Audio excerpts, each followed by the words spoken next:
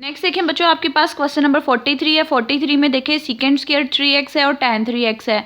आपके पास पावर किसके ऊपर आ रही है? सेकंड के ऊपर। आपको पता है अगर कोई इस टाइप का फंक्शन आप उसे होल पावर में लिख सकते हो। अब सेम प्रीवियस क्वेश्चंस की तरह जो चीज़ पावर की फॉर्म में आ रही होती है आपने उसको एक नया वेरिएबल u लेट कर लेना है, डेरिवेटिव लेना है, u का डेरिवेटिव du, सेकंड का डेरिवेटिव सेकंड इंटू tan होता है, एंगल के गेन डेरिवेटिव से मल्टीप्लाई कर देना है। आपको tan 3x और dx चाहिए था वो एक साइड पर रहने दें, बाकी सारी टर्म दूसरी साइड पर लेके चले जाएँ। जो वैल्यू इसकी लेट की थी उसकी जगह उसकी वैल्यू पुट कर दें तो tan 3x dx की वैल्यू आपके पास ये टर्म आ जाएगी। अब जो ये टर्म की वैल्यू निकली आप क्वेश्चन के अंदर पुट कर दें, सेकंड की वैल्यू आप पुट कर दें। आप देखें ये वाला u इस वाले u के साथ कैंसिल करके u की पावर 1 हो जाएगी और ये जो 1/3 है ये आपके पास बाहर आ जाएगा, ठीक है, क्योंकि ये कांस्टेंट था। अब u की पावर 1 है, पावर रूल लगेगा, पावर में एक चीज़ ऐड उसी से डिवाइड, इंटीग्रेशन कर ली, इंटीग्रेशन करने के बाद एट द एंड u की वैल्यू पुट करोगे तो आपका आंसर आ जाएगा, ठीक है। उसके बाद नेक्स्ट क्वेश्चन नंबर 44 है। 44 में कोई पावर की फॉर्म नहीं आ रही, इसको सिंप्लीफाई करके पावर की फॉर्म में लेके जाएंगे। tan आपके पास जो tan होता है वो बेसिकली साइन ओवर cos के इक्वल होता है, तो tan 4x जो है वो sin 4x over cos 4x के इक्वल आना था। जो चीज़ ओवर के ओवर में आ रही है वो चीज़ ऊपर चल जाती है, तो वो वाली चीज़ ऊपर जाके cos 4x हो जाएगी, नीचे sin 4x का स्क्वायर। अब ये वाली चीज़ नीचे पॉजिटिव है, इसको ऊपर लेके जाओगे नेगेटिव के साथ आ जाएगी। अब एक फंक्शन आ रहा है, दूसरा फंक्शन पावर की फॉर्म में आ रहा है, फिर जो चीज़ पावर की फॉर्म में आ रही है उसको u के इक्वल ऐड करोगे, डेरिवेटिव लोगे, cos का साइन का डेरिवेटिव cos होता है, एंगल का डेरिवेटिव 4 इंटू dx आ जाएगा। cos 4x dx एक साइड पे रहने दिया, बाकी सारी टर्म दूसरी साइड पे लेके चले गए। एट द एंड आपने सारी वैल्यूज पुट की, पावर रूल लगा, इंटीग्रेशन की, करने के बाद u की वैल्यू सब्सटीट्यूट कर दोगे तो आपके पास 44 का आंसर भी आ जाएगा।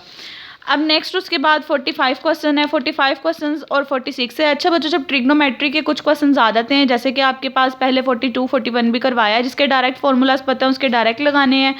अब 1 ओवर साइन स्क्वायर था, साइन स्क्वायर अगर ऊपर लेके जाओगे तो साइन 1 ओवर साइन कोसेकेंड होता है, तो वो कोसेकेंड का स्क्वायर बन जाएगा।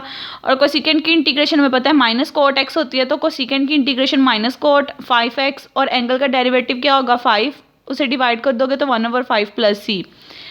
अब ये वाली चीज़ देखिए, ऊपर x dx है, नीचे cos का स्क्वायर x का स्क्वायर, ये वाला स्क्वायर बाहर कॉमन लोगे तो होल स्क्वायर आ जाएगा, ऊपर जाके उसकी पावर -2 आ जाएगी।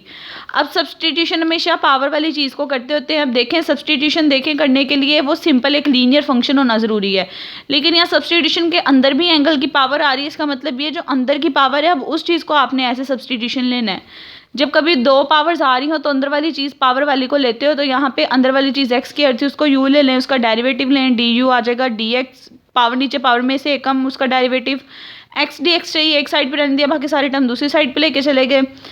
x के स्क्वायर की जगह u पुट कर दिया, x dx की जगह उसकी वैल्यू पुट कर दी कांस्टेंट बाहर, और ये u cos u की पावर -2 इंटू du। अब देखिए 1 ओवर कोस आपके पास बेसिकली जो होता है वो सीकेंड होता है, जो कोस यू होता है वो 1 ओवर सीकेंड के इक्वल होता है। ये आपके पास बेसिकली पावर -2 है। इस बात का मतलब ये कि उसके ओवर में आपके पास कोस यू का स्क्वायर है। अब ये जो ओवर में कोस यू का स्क्वायर है, जब हम इसको सही ऊपर लेके जाएंगे प्लस पावर के साथ, तो ये आपके पास सीकेंड एक्स का स्क्वायर बन जाएगी, या सीकेंड यू का स्क्वायर बन जाएगा। बेसिकली आपके पास ये वाला स्टेप नहीं करना है, इसके बाद इस वाले स्टेप पे आना है कि ये चीज़ जो है ये आपके पास चेंज हो जाएगी सीकेंड स्क्वायर यू में।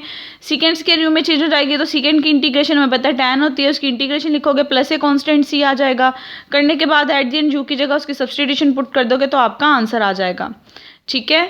अब उसके बाद नेक्स्ट देखें, आपके पास क्वेश्चन नंबर 47 है। 47 में अब देखें काफ़ी ज़्यादा फंक्शन है और एंगल्स के अंदर जो चीज़ होती है मैंने बताया उस चीज़ को आप लोग यू लेते हो। यहाँ पे पहले हम इसे थोड़ा सिंप्लीफाई करते हैं।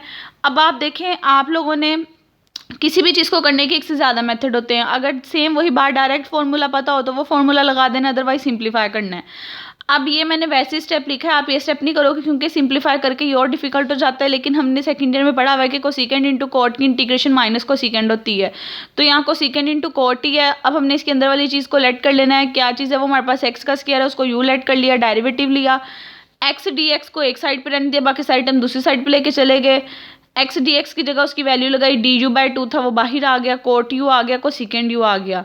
फॉर्मूला लिखा कि कोसेकेंड इंटू कोट की इंटीग्रेशन माइनस कोसेकेंड होती है, तो इन दोनों की इंटीग्रेशन इस फॉर्मूले के अकॉर्डिंग माइनस कोसेकेंड होगी और साथ में क्या आ जाएगा u plus a constant c। At the and simplify करने के बाद जो u सब्सटीट्यूट किया था उसकी वैल्यू पुट करोगे तो आपका आंसर आ जाएगा। सिमिलरली ये वाला क्वेश्चन ऊपर वाले क्वेश्चन की तरह है। यहाँ पे भी एंगल के लिए आपने u लेट कर लेना है, इसको x/3 को डेरिवेटिव लेना है, डी यू एक्स का डेरिवेटिव 1, 3 कॉन्स्टेंट है, एज इट इज़ dx आ जाएगा।